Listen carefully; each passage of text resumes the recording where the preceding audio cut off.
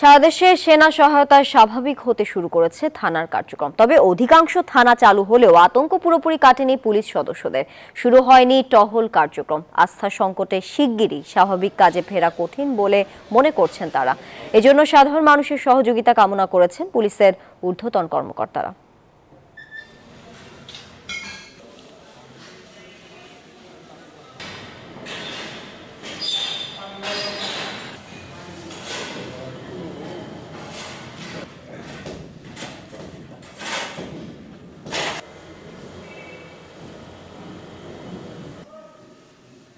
আপনাদের স্বতঃস্ফূর্ত সহযোগিতা এবং আপনাদের চাহিদার পরিপ্রেক্ষিতে আজকে আমরা এই উদ্বোধন করলাম এবং আপনারা সাথে আছেন আমাদের, আপনারা আমাদের পাশে থাকবেন।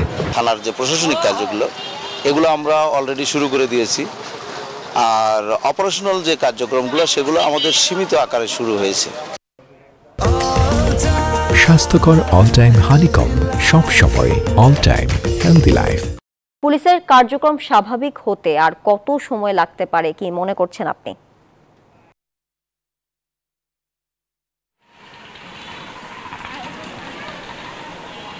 তানিয়া, আপনাকে ধন্যবাদ। আপনি যেমনটি বলছেন, কিছুক্ষণ আগেই কিন্তু যে বিভিন্ন দপ্তর এবং ঢাকা জেলা পুলিশ সুপার এবং সেনাবাহিনীর লেফটেন্যান্ট কর্নেল এবং মেজর সাহেবদের সঙ্গে কিন্তু উপজেলাতে আইন শৃঙ্খলা বিষয় নিয়েই কিন্তু সেখানে এখন জরুরি বৈঠক করছে এবং যেহেতু শান্তি শৃঙ্খলা ফেরায় আনতে কিন্তু যে সেনাবাহিনী এবং পুলিশ বাহিনীকে কাজ করতেই কিন্তু আসলে মূলত তারা সেই জায়গা থেকে দেখছেন যে তারা যোগদান যাতে করতে পারে এবং অনেকেই যোগদান করেছে।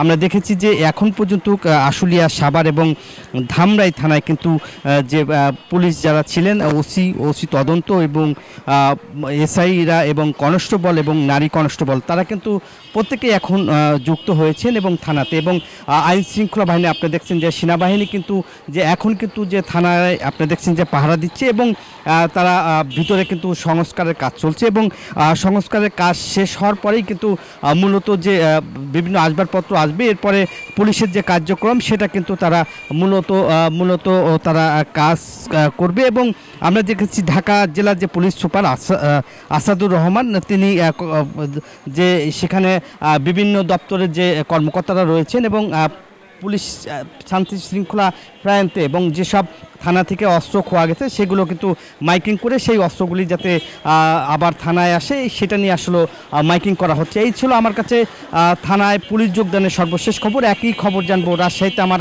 আরেক সহকর্মী রয়েছে মতুজার কাছে। মতুজা।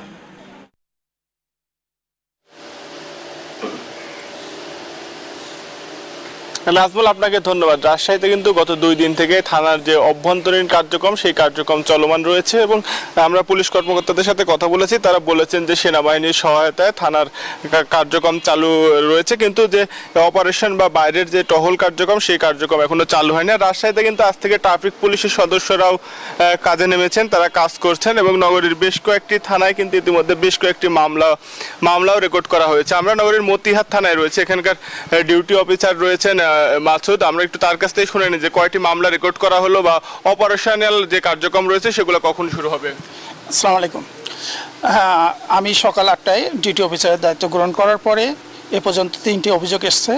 এর মধ্যে একজন গুরুতর আহত হয়েছে। আমি মোবাইলের মাধ্যমে তাদেরকে সহায়তা করছি যে আপনারা দ্রুত আগে তাকে ট্রিটমেন্টের জন্য রাজশাহী মেডিকেলে নিয়ে যান এবং বর্তমানে ভিকটিম রাজশাহী মেডিকেলে ভর্তি আছেন। আর অভিযোগ 3টা গ্রহণ করছি। আমাদের সিচুয়েশন ভালো হলেই আমরা তদন্তে নামব। ধন্যবাদ আপনাকে। উনি যেমনটি বলছিলেন যে ইতিমধ্যে 3টি অভিযোগ গ্রহণ করা হয়েছে এবং পরিস্থিতি আরেকটু হয়তো স্বাভাবিক হলে তারা অপারেশন কার্যক্রম শুরু করবেন। এই ছিল রাজশাহী থেকে সর্বশেষ। ফিরে যাচ্ছি স্টুডিওতে।